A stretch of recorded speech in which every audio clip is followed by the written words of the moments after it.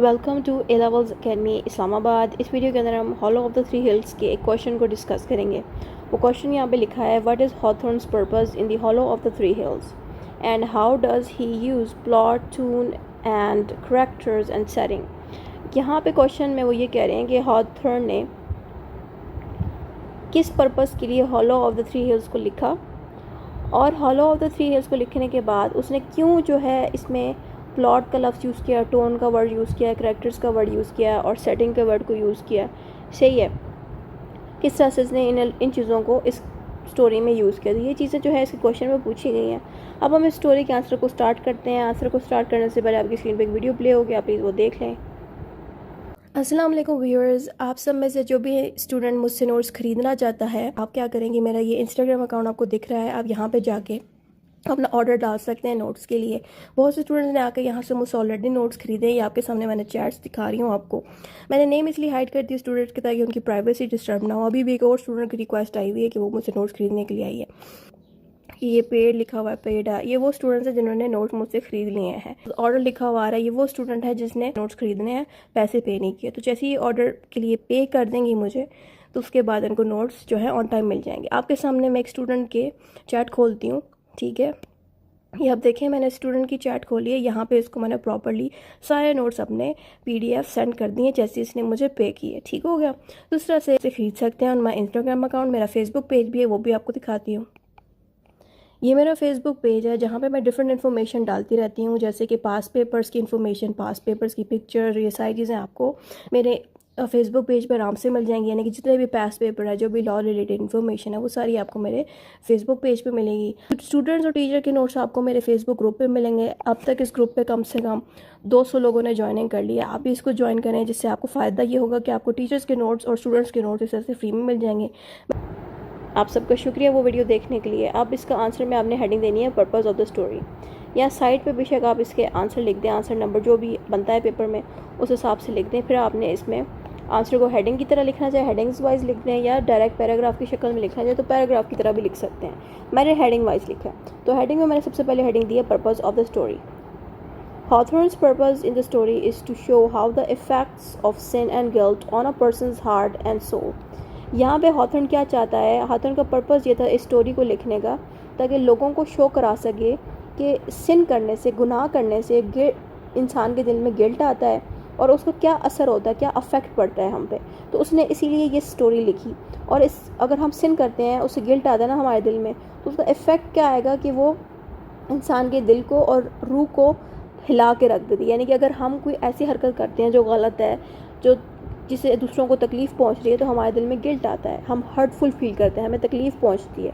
तो यही चीज़ जो है, इसी वजह से इस राइटर ने, हॉथॉर्न ने ये कहानी को लिखा, ठीक है, ताकि लोग जान सकें कि इस गुनाह करने से कितनी तकलीफ़ पहुँचती है। He wants to explore how evil and selfish actions lead to pain, regret and punishments.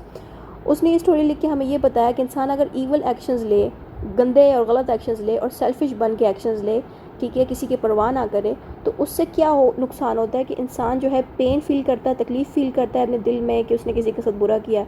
बाद में जब उसने बुरा किया तो रिग्रेट फील करता है कि हाय मैंने ऐसा कर दिया उसके साथ बुरा, और बाद में उसकी इसी हरकत की वजह से उसको पनिशमेंट दुनिया में भी मिलती है और आखिरत में भी मिलती है। ये चीज़ हमें स्टोरी में मिली।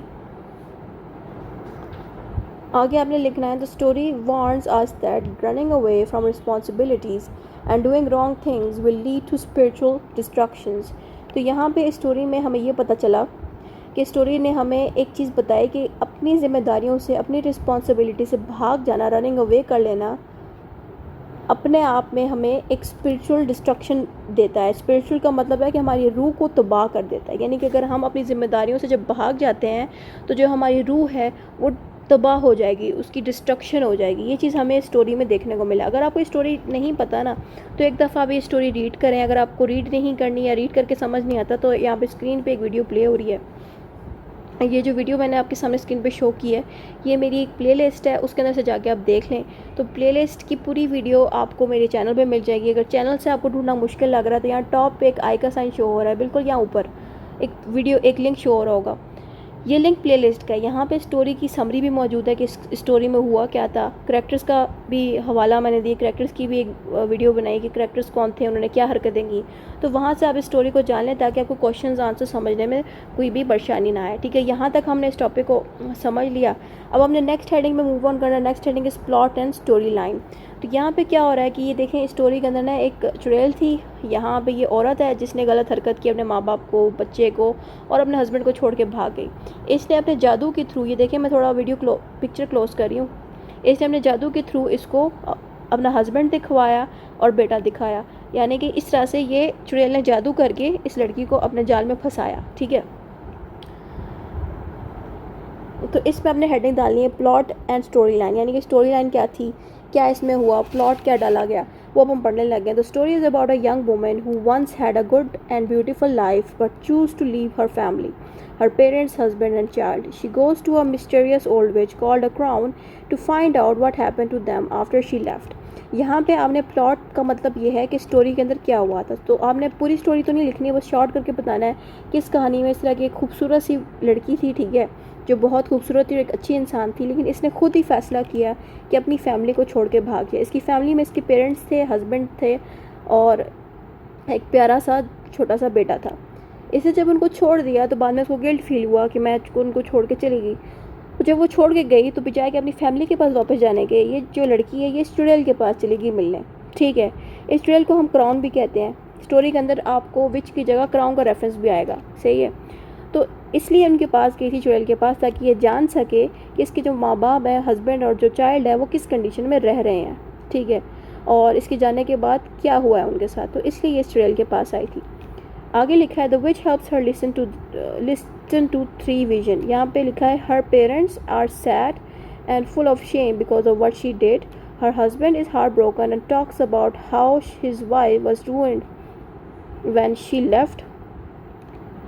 यहाँ पे आपने देखा है कि पेरेंट्स के बारे में यहाँ पे लिखा कि जो पेरेंट्स थे इसके दुखी थे और फुल ऑफ शेम थे, शर्मिंदा थे कि इनकी जो बेटी है वो छोड़ के चलेगी। ठीक है, जो हस्बैंड है वो दिल, उसको बेचारे का दिल ही टूट गया है और वो यही कह रहा था इस विजन के अंदर, यही बोल रहा था इस औरत के बारे में कि इस लड़की ने, इस औरत ने इसकी ज़िंदगी ही तबाह कर दी छोड़ के जाने से। The final vision is the saddest, it is the funeral of the dead child. funeral means दफनाना। ठीक है, यहाँ पे इसके बेटे को आखिरी विजन में दफनाया जा रहा था क्योंकि ऑलरेडी वो बीमार था, उसको बीमारी के आलम में छोड़ के भाग गई। तो इसने आखिरी विजन में चुड़ैल ने इसको दिखाया कि इसका जो बेटा है उसको दफनाया जा रहा है, उसका funeral हो रहा है and people are blaming her for being a bad daughter, wife and mother. और जो आसपास के लोग थे जो इसके बच्चे के पास खड़े थे वो यही कह रहे थे कि जो ये लड़की है ये ना ही अच्छी बेटी है, ना ही अच्छी बीवी है, ना ही अच्छी माँ है। तो इसके बारे में इससे कहा Each vision shows the result of her actions and each one hurts her deeply। और ये जितने भी विजन इसको दिखाए गए और ये जो बातें सुनाई गई उस विजन के अंदर, जैसे कि इस औरत ने, इस चुड़ैल ने जो जादू करके इस लड़की को सारा कुछ दिखाया, सुनाया, इससे क्या हुआ कि as a result of her action इससे ये लड़की बहुत ज़्यादा हर्ट हुई। यानी कि इस चुड़ैल ने इसको जो कुछ भी इसकी फैमिली के बारे में दिखाया, विजन्स के थ्रू सुनाया, दिखाया, उससे ये बहुत ज़्यादा हर्ट हुई, तकलीफ़ पहुँची उसको। ठीक है, टोन्स ऑफ द स्टोरी की हेडिंग आपने देनी है क्योंकि टोन्स को पूछा गया है, लाइक जो पूछा जाता है क्वेश्चन में आपने उन्हीं की हेडिंग्स देनी है। अगर नहीं पूछा जा रहा तो बेशक आप वो हेडिंग ना दें। तो यहाँ पे क्वेश्चन में ही टोन्स को पूछा जा रहा है इसलिए मैंने हेडिंग दी है। तो टोन्स ऑफ द स्टोरी की हेडिंग देखिए, हमने the tone feeling of the story is very dark, serious and sad. Tone को फीलिंग कहते हैं। तो फीलिंग में आपने ये बताना है कि जो स्टोरी की जो फीलिंग है, जो मतलब स्टोरी के अंदर एक एटमोसफियर बनाया गया है वो काफ़ी डार्क बनाया गया है, सीरियस बनाया गया है, सैड। यानी कि आप पूरी जब कहानी पढ़ोगे ना तो आपको कहीं पर भी कोई फ़नी बात नहीं मिलेगी, कहीं पर भी आपको कोई नॉनसेंस की बातें नहीं मिलेंगी, बल्कि आपको सारी बातें सीरियस मिलेंगी, डार्क मिलेंगी। डार्क मीन्स कि जिसमें बहुत ज़्यादा तकलीफ़ दे बातें हों और सैडनेस वाली बातें हों। तो ये चीज़ें आपको बहुत ज़्यादा स्टोरी में मिलेंगी, इसलिए इसका जो टोन है, फीलिंग है स्टोरी की, वो बहुत ज़्यादा डार्क, सीरियस एंड सैड है। Hawthorne creates a sense of judgment like the woman is being punished for her sins. तो हॉथर्न ने क्या किया, इस स्टोरी के अंदर ना एक जजमेंट डे को भी एक तरह का डाला हुआ है। या जजमेंट डे क्या होता है, जिसमें जैसे कि हमारा मुसलमानों के अंदर एक आखिरत होती है जिसमें इंसान के अच्छे अमाल और बुरे अमाल को आखिरी वक्त में जो है देखा जाएगा। यानी कि जब हम सब मर जाएंगे तो आखिरत में सब इंसानों के दुनिया में हुए अच्छे अमाल और गंदे अमालों को जजमेंट डे में देखे जाते हैं और अच्छे अमाल के बदले सिला दिया जाता है, गंदे अमाल के बदले गुनाह जो है सख्ती मिलती है, पनिशमेंट्स मिलती हैं। बिल्कुल वैसे ही हॉथॉर्न ने स्टोरी के अंदर जजमेंट को भी रिलेट करवाया और कहा है कि इस औरत को पनिश किया गया इसकी सिन करने की वजह से। सिन मीन्स गुनाह, गलत काम, ठीक है, गुनाह करने की वजह से, सही है। गुनाह इसने क्या किया कि अपने फैमिली को ये छोड़ के भाग गई थी। तो इसके ऑथर ने क्या किया कि इस स्टोरी के अंदर जजमेंट डाल के ये एहसास दिलाया कि जो औरत है उसको अपने गुनाह की सज़ा मिल गई थी। There is also feeling of no hope and और no escape as everything feels final and heavy. The woman never lifts her head, showing her shame and regret. और जब इस लड़की ने विजन्स देख ली, सामने चुड़ैल खड़ी हुई है ना, इसके पाँव के आगे ही गिर गई और उसके बाद उठ नहीं पाई, क्योंकि इसने जब विजन्स देखी इतना हर्ट हो गई, इतना ज़्यादा इसके दिल में गिल्ट और शेम आ गया कि इतना इसका दिल हैवी हो गया कि इसको फील होने लगा मैं ना कहीं भाग सकती हूँ, ना मेरे पास कोई होप है। तो इस तरह से ये औरत ज़मीन पे गिर गई थी शर्मिंदा होकर, ठीक है। Characterization, how characters are shown. फिर यहाँ पे आपने करेक्टर्स के बारे में बताना है कि तमाम करेक्टर्स, जैसे कि खूबसूरत सी लड़की है और जितने भी करेक्टर्स हैं उनको किस तरह से दिखाया गया स्टोरी के अंदर, ठीक है।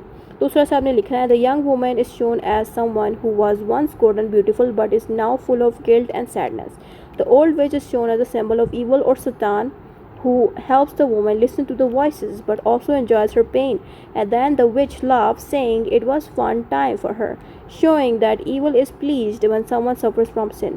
तो यहाँ पे करेक्टर्स के बारे में आपने सबसे बताना है कि जो यंग वुमेन है ना, वो एक ऐसी इंसान थी जो बहुत अच्छी थी और ख़ूबसूरत थी, लेकिन उसके दिल में गिल्ट था और सैडनेस थी। ज़ाहिर बात अपनी फैमिली को छोड़ के भागी तो उसके दिल में गिल्ट था और तकलीफ़ थी, सैडनेस थी, उदास थी। और जो ओल्ड विच है उसके बारे में हमने ये बताना है कि ओल्ड विच एक सिंबल है, एक निशानी है ईवल और शैतान की, यानी कि जो ओल्ड विच है वो एक शैतान है, एक ईवल इंसान है, ठीक है। लेकिन वो वुमेन को हेल्प भी इस तरह से करती है ना कि उसकी जान लेती है, यानी कि जो विच है ना ये इस वुमेन की हेल्प भी इसलिए कर रही है ताकि इसकी रूह निकाल सके इसके जिस्म से, इसकी जान ले सके। तो जब ये औरत जो ये विच है इसको जब ये सारे विजन्स दिखा रही थी और ये तड़प रही थी तकलीफ़ में, ये औरत, ये जो खूबसूरत लड़की है, ये तड़प रही थी अपने माँ बाप की बातें सुन के, सबकी बातें सुन के, तकलीफ़ देख के उनकी। तो इससे क्या हो रहा था कि जो चुड़ैल थी इसको बहुत मज़ा आ रहा था इस लड़की को तकलीफ़ में देख के, और ये खुश हो रही थी, हंस रही थी। ये चीज़ें इसमें लिखी हैं। और एंड पे चुड़ैल कहती है कि बहुत मज़ा आ रहा था मुझे इस लड़की को देख के इस हालत में, ठीक है। जिससे हमें ये शो होता है कि जो ईवल है ना, ये जो ईवल चुड़ैल है, ये प्लीज़ थी, बहुत खुश थी किसी और इंसान को सफ़र करते देख के, उसके सिंस की वजह से, उसके गुनाहों की वजह से, ठीक है। ये चीज़ हमें करैक्टर्स के बारे में जानी। अगले हेडिंग में हमने देना है setting, place and atmosphere. Settings का मतलब है कि क्या प्लेस थी, कौन सी लोकेशन थी, और जो लोकेशन थी उसका एटमॉस्फेयर कैसा था, यानी कि जो लोकेशन थी जिसमें ये चुड़ैल और लड़की मौजूद थी वो कैसा था, डरावना था कि खूबसूरत लोकेशन थी, वो सारा आपने बताना है। तो उसमें आपने लिखना है the story takes place in a dark lonely hollow valley between 3 hills, यानी कि जो 3 हिल्स थे ना, 3 पहाड़ थे, उनके दरमियान एक जगह थी जो बिल्कुल खाली थी, जहाँ कोई इंसान नहीं रहता था। तो ये जो कुछ भी हुआ, जहाँ भी लड़की मिली उस चुड़ैल से, तो ये सारा वाक़या उस 3 हिल्स के दरमियान हुआ, ठीक है। और ये जो 3 हिल्स के दरमियान ये जो जगह थी जहाँ पे इनकी मुलाकात हुई चुड़ैल से उस लड़की की, ये जगह काफ़ी डार्क थी और लोनली थी, यानी कि यहाँ पे दूर दूर तक कोई इंसान नहीं था, ना ही कोई जानवर मौजूद था, कोई भी आपको वहाँ पे दूर नहीं दिखेगी, आपको ऐसा लगेगा कि दूर दूर तक कोई इंसानियत वहाँ पे मौजूद ही नहीं थी, ना ही कोई जानवर मौजूद है। और वो जगह इतनी डार्क और गंदी सी थी। और साथ में हमने ये भी बताना है कि वो जो जगह थी ना वो काफ़ी डरावनी थी और क्वाइट थी, यानी कि दूर दूर तक बिल्कुल खामोशी थी और बहुत ही डरावनी जगह थी वो, which makes it feels like a place where evil things happen. और आपको उस जगह को देख के ऐसे लगेगा कि यहाँ पे सिर्फ गुनाह ही होते हैं, यानी कि वो जगह इतनी गंदी थी कि आपको देखते साथ ही लगेगा कि वहाँ पे गुनाह होते हैं। It is also far from normal life like it exist between heaven and hell. और जब आप उस जगह जाओगे ना तो आपको अजीब सा फीलिंग आएगी कि क्या पता वहाँ पे ज़िंदगी है ही नहीं। मतलब आप जब यहाँ से बाहर निकलोगे ना तो आपको लगेगा हाँ नॉर्मल दुनिया एग्जिस्ट करती है, जानवर हैं, कीड़े मकोड़े हैं, लेकिन जब आप इस जगह के अंदर जाओगे ना, हॉल ऑफ द 3 हिल्स के अंदर जाओगे जहाँ वो ट्रेल मौजूद है, वो जो डार्क एरिया है, तो वहाँ पे घुसते साथ आपको लगेगा कि ये नॉर्मल जगह तो बिल्कुल नहीं है, इंसानों के रहने लायक तो बिल्कुल नहीं है। और आपको ऐसा फील होगा कि ये जजमेंट डे है, यानी कि यहाँ पे हेवन एंड हेल में डाला जाता है लोगों को। आपको ऐसी फीलिंग है कि देख के स्टोरी के अंदर this setting helps create a feeling of judgement and punishment. तो आपको ऐसा लगेगा कि यहाँ पे घुसने के साथ, यानी कि हॉल ऑफ द 3 हिल्स के अंदर घुसने के साथ आपको फील होगा कि ये एक जजमेंट एरिया है जहाँ पे लोगों को पनिश किया जाता है उनके गुनाहों की वजह से। तो इस तरह से आपने स्टोरी के एटमॉस्फेयर को, मतलब एक माहौल को बताना है कि जो जगह थी ना 3 पहाड़ों के दरमियान, यानी कि 3 हिल्स के दरमियान जो जगह है जो बिल्कुल हॉलो है, खाली है, जिसमें वो ट्रेल रहती है और ये काफ़ी वीरान जगह है, ये काफ़ी डरावनी है। इस तरह से आपने अच्छे से करके इसको एटमॉस्फेयर को एक्सप्लेन करना है। कंक्लूजन में आपने लिखना है in this story Hawthorne shows that since and guilt can destroy person. Hawthorne हमें ये सिखाता है स्टोरी के अंदर कि जो सिन है, गुनाह है और जो गिल्ट है एक इंसान को मार देता है, ख़त्म कर देता है, तबाह कर देता है। Running away from responsibility can lead to deep regret. और अगर एक इंसान अपनी रिस्पॉन्सिबिलिटी से भाग जाता है तो उसको पूरी ज़िंदगी एक रिग्रेट रहता है, दुख रहता है और पछतावा रहता है कि मैंने क्यों ये एक्शन लिए। ठीक है। The setting, dark tone and sad story all work together to warn people about the results of doing wrong। तो इस स्टोरी से क्या हुआ कि स्टोरी का तो जो भी माहौल बनाया गया, जो लोकेशन थी और जो डार्क माहौल था और जो सैड स्टोरी थी, ये सारा कुछ बनाने का स्टोरी का मकसद ही ऐसा था कि जो लोग हैं ना, जो रीडर्स हैं, वो वार्न हो जाएं, मतलब मोहतात हो जाएं कि उनके गलत एक्शन से जो है बहुत नुकसान पहुंचता है। ठीक है। लाइक जो रीडर्स हैं उनको जो है राइटर ने कुछ अच्छी चीज़ सिखाई अपनी स्टोरी से। The women faces her judgement and in the end she dies. यानी कि जो वुमेन है उसने जजमेंट को फेस किया, यानी कि उसके लिए ये एक लोकेशन थी ना जहाँ पे वो चुड़ैल के पास थी, वो उसका एक जजमेंट डे था जहाँ पे उसको गुनाहों की अपनी सज़ा मिली, जिसकी वजह से वो मर गई। Showing that her soul could not carry the burden of her sins. जिससे हमें ये देखने को मिला कि वो जो लड़की जब उसने विजन्स देख ली और जब ज़मीन पे पड़ी थी ना, तो इट मीन्स वहाँ पे जब वो ज़मीन पे पड़ी थी इतना ज़्यादा पछता रही थी कि वो मरी गई। यानी कि हमें इस स्टोरी से ये देखने को मिला कि जो उसकी सोल थी उस लड़की की, वो इतनी नाजुक थी कि उसने वो बर्डन ही नहीं उठा पाई अपने गुनाहों का, वो मर गई। ठीक हो गया। तो ये सारी कहानी थी hollow of the three hills के क्वेश्चन की। अगर दूसरे क्वेश्चंस देखना चाहते हैं तो आपकी स्क्रीन पे इस वक्त एक वीडियो शो हो रही है। इस पे जब आप क्लिक करेंगे तो आपके सामने एक प्लेलिस्ट आएगी जिसमें सारे के सारे आंसर्स मौजूद हैं डिफरेंट क्वेश्चंस के साथ। और जो राइटर की बायोग्राफी है और जो जितना कुछ भी स्टोरी में है वो सारा कुछ हमने इस प्लेलिस्ट में डाल दिया है। आप जाके देख लें। And thank you for watching. Don't forget to subscribe.